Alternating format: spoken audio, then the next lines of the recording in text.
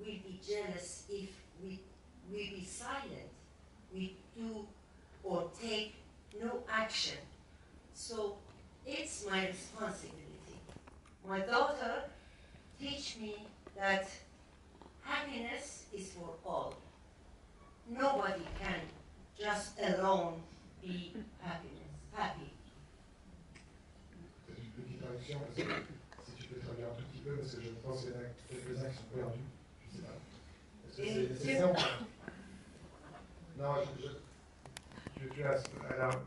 Cholet précise qu'elle a sauvé plus d'une dizaine de femmes et elle peut s'empêcher aujourd'hui malheureusement, être presque jalouse de cette situation parce qu'elle n'a pas réussi à le faire pour sa propre fille. C'est jalousie dans le sens qu'elle soit, par exemple, cette fille elle-même, vous savez, jalousie pas dans le sens négatif. Dans le sens regret, c'est vrai. Et espérons que son regret n'arrive jamais pour notre mère. Et c'est avec l'action collective qu'on peut arriver à ce point-là.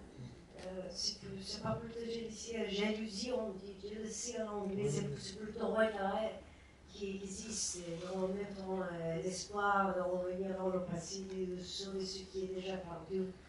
Voilà, c'est ça, plutôt.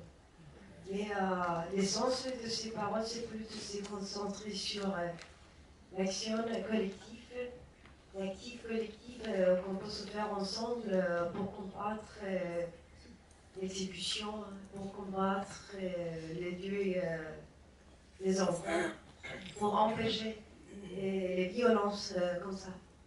Voilà.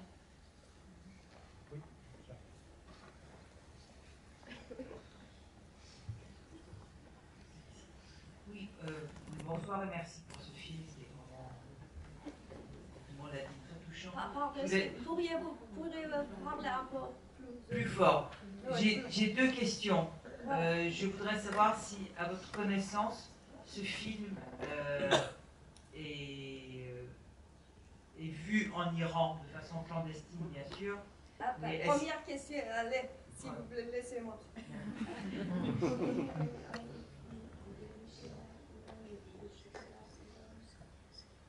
Est-ce que deuxième question est liée à la première ou non? Non, c'est plus savoir quelles sont les pistes aujourd'hui contre la peine de mort en Iran, ce dont on parlait. Oui. Not yet, because it's forbidden in Iran, of course. But Steffi Niedersohl liked that after some premiere and some tour in French and Germany, maybe she decided to show it to Iranian. Yeah. No, of course, regime. No, just in internet. Could be. I don't know. Le film vient de passer au Festival de Berlin, en fait, où les prix. Et la France est le premier territoire à sortir le film. Le film a été très bien diffusé pour l'instant.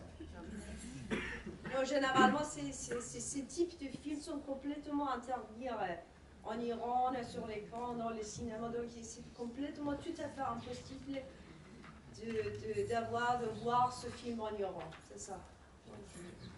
WhatsApp in Iran is filter, and you think we can show this movie in cinema in Iran? WhatsApp, Twitter, Instagram are. Peut-être je vais poursuivre la réponse sur la deuxième question, même si bien sûr Joël va peut-être pouvoir compléter. Les associations qui travaillent sur la peine de mort en Iran font plusieurs constats. Beaucoup de réactions de la population iranienne montrent qu'une proportion importante de la population iranienne est profondément opposée à la peine de mort. Évidemment, il n'y a pas d'enquête de l'INSEE qui traite ce sujet en Iran, mais chaque fois que des enquêtes ont pu être faites, des discussions ont pu être menées, la société civile existe quand même en Iran, même si elle est harcelée, même si elle est persécutée. Beaucoup d'associations existent, beaucoup d'associations de défense des droits humains existent en Iran, et par ailleurs, beaucoup d'associations iraniennes exilées défendent les droits humains en Iran. En particulier, une association très connue, une association qui s'appelle Iran Human Rights, qui est une association norvégienne qui évidemment est organisée principalement par des Iraniens, qui documente de façon très détaillée l'avènement depuis une dizaine d'années en Iran et qui fait plusieurs constats. D'abord, donc, comme partout dans le monde, la situation sur la peine de mort dans un pays évolue à deux conditions. La première, qu'il y ait une mobilisation nationale dans le pays, et la deuxième, qu'il y ait une pression internationale. Alors, la pression nationale, elle s'est parfois déjà manifestée en Iran. C'est difficile, puisqu'on a y compris des militants abolitionnistes qui sont actuellement en prison pour avoir critiqué ou être supposés critiquer la charia ou la loi de leur pays. Pour autant, de nombreuses personnes agissent. Et par exemple, il y a 2 ans, il y a eu une violente manifestation en 2019 en Iran, et plusieurs manifestants avaient déjà été condamnés à mort. Et il y avait eu une action très importante sur les réseaux sociaux, sur Twitter à l'époque, qui avait emporté des millions d'adhésions en Iran puis à l'étranger. Le pouvoir a reculé. En fait, le pouvoir iranien ne déclare qu'à peine un tiers des exécutions qui ont lieu dans le pays. Il cherche à faire peur, mais en même temps, il assume mal, d'autant plus que la majorité de ses grands partenaires, et donc là, ce n'est plus l'opinion publique avec Twitter, mais c'est plutôt l'aspect diplomatique et commercial, il y a eu deux faits qui méritent d'être connus. Le premier, c'est que dans le cadre de la commission de l'ONU, l'organisme de l'ONU, malgré son statut, qui travaille sur la question de la drogue, a pas mal travaillé en partenariat avec l'Iran, puisque l'Iran, de par sa situation géographique à côté de l'Afghanistan et du Pakistan, est une plaque tournante importante pour le trafic de drogue. Donc l'ONU a proposé des actions à la République islamique, qui les a acceptées, mais un des principaux financiers était l'Union européenne, et l'Union européenne a dit qu'elle n'était pas d'accord de financer en Iran si il continuait à y avoir autant d'exécutions pour des crimes liés au trafic de drogue, puisqu'on était certain que ça ne pouvait avoir aucun impact positif et que l'Union européenne n'était pas d'accord pour financer un pays qui exécutait ça. Il fallait trouver d'autres moyens que les condamnations à mort. Mais de façon étonnante, ça c'est en 2017, en 2017, 2018, 2019, le nombre de condamnations à mort pour trafic de drogue a été divisé par 5. Mais depuis, l'Union européenne a un peu moins rappelé cette exigence très forte, et donc depuis 2 ans, le nombre d'exécutions à mort pour trafic de stupéfiants est de nouveau reparti à la hausse. Donc ça c'est le premier point, donc pression internationale sur un sujet bien précis. Sur la question des exécutions publiques, c'est par ailleurs l'ONU qui, de façon extrêmement régulière, dans l'examen de la situation des droits humains en Iran, rappelle toutes les discriminations, toutes les injustices qui entourent la peine de mort en Iran et a demandé que cessent les exécutions publiques, par exemple. Il y en a beaucoup moins.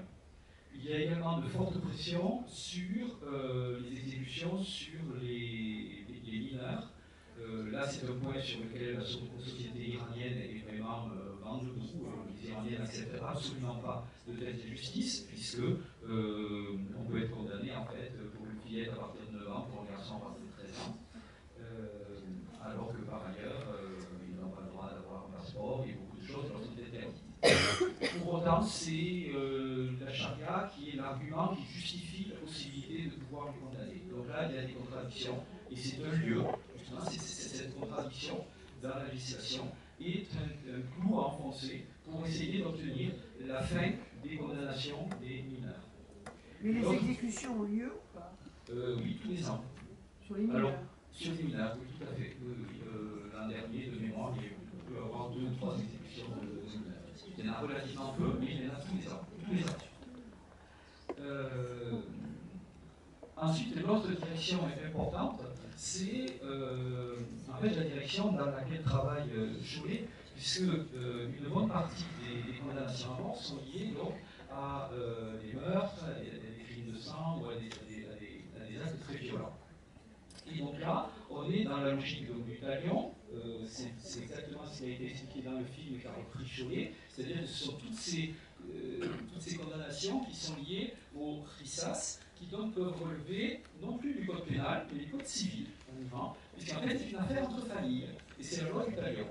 Donc ou bien la famille souhaite l'exécution, et à ce moment-là, l'État l'organise et demande à la famille de participer si elle le souhaite, c'est-à-dire qu'on peut organiser l'exécution, ou bien la famille de la victime peut accepter, donner le pardon moyennant le paiement du sang, la dia. Et là, précisément, c'est ce que, en ce moment, Chouri Baklaban réussit à faire, puisqu'en fait, elle devient une experte, c'est ce qu'elle nous a expliqué tout à l'heure, dans ces négociations avec les familles pour expliquer que finalement, faire exécuter la personne qui a tué leurs proches ne leur apportera rien et que peut-être qu'on pourrait maintenir une personne en vie et que la famille pourrait s'enrichir. C'est un peu cynique, mais après tout, elle essaie d'appliquer la loi et grâce à ça, elle a déjà fait libérer plus d'une dizaine de personnes qui, en plus, pour plusieurs d'entre elles, avaient été tout à fait injustement condamnées. Donc là, c'est une piste. Et les associations de défense des droits humains, précisément, veulent travailler là-dedans sur la question de généraliser quelque chose qui est parfaitement accepté par la loi islamique et par la religion musulmane, qui est en fait une généralisation du pardon. C'est-à-dire,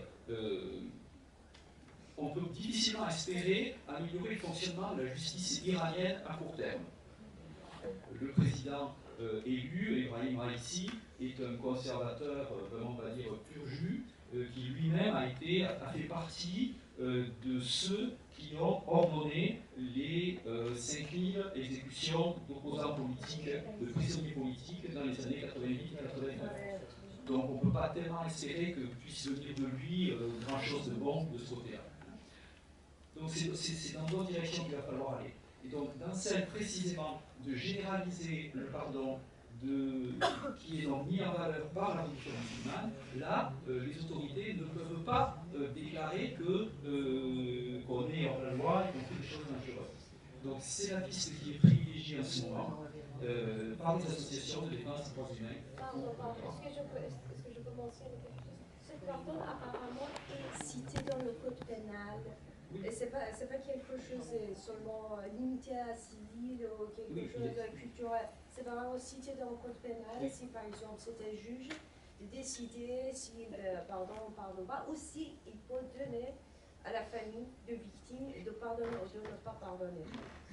Donc c'est complètement, c'est quelque chose que le législateur a déjà dit. Oui.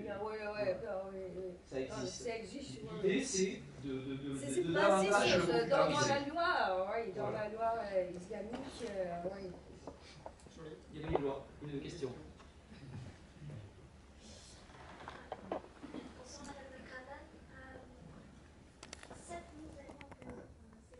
On n'entend pas bien.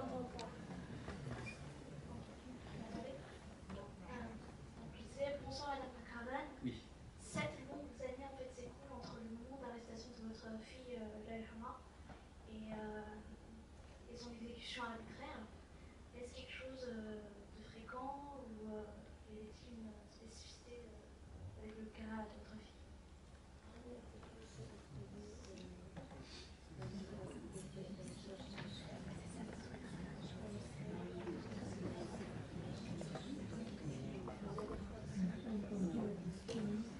No, it's normal. When something happens in Lebanon, it's normal. Yeah, it's goes on. And yeah, it's not resonance. It's not special. Why you don't ask me why surely you make this movie? Please ask me that.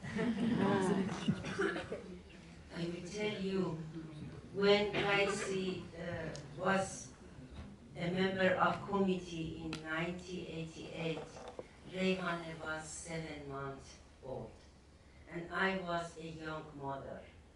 I enjoy of my life, of my small flat, of my beautiful and kind and young husband. I went here and there and enjoyed. I didn't know what happened in that time. After Reyhaneh gone, I went to meet mothers because speak with them heals my broken heart. And the best treatment was speak with these mothers. One of the mothers lost her child in 1988, and in that time she said, I pushed my face to bed and without voice cried, and without voice shouted, yelled, ah, because they said if your neighbor knows your child executed, we come and arrest your other child. And in that time, nobody know. Somebody say me didn't know about them. And I think we have responsibility that tell it to people on the world. Execution is not just a punishment for guilty person. Even a very bad person, a terrorist, when you executed him, this punishment is not just for that bad guy. Their family, every day, every night, every moment, every second, punished without do wrong things. And I want all of people knows what happened and how much cruelty is hidden in execution in this world. Before, execution was just number for me, and maybe just number for you. For amnesty is number. 2,200, and this year is low, and that year is, but we are human, we are not mathematical. We want think about every number is one person, one life, one word full of desire, love, satisfy, passion, and etc.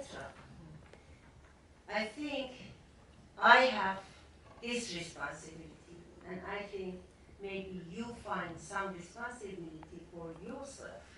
Do that. I did that, and I think the best role for me, justice, soldier of justice, and I continue this. Every day I will go to speak with some people, and until the last brief, because I'm looking for justice.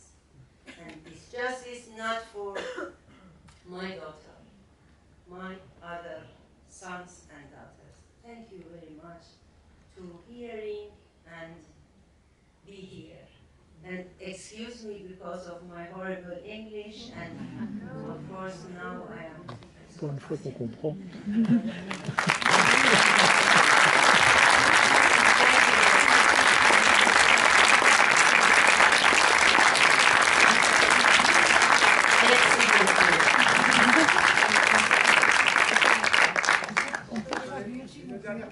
Une dernière question.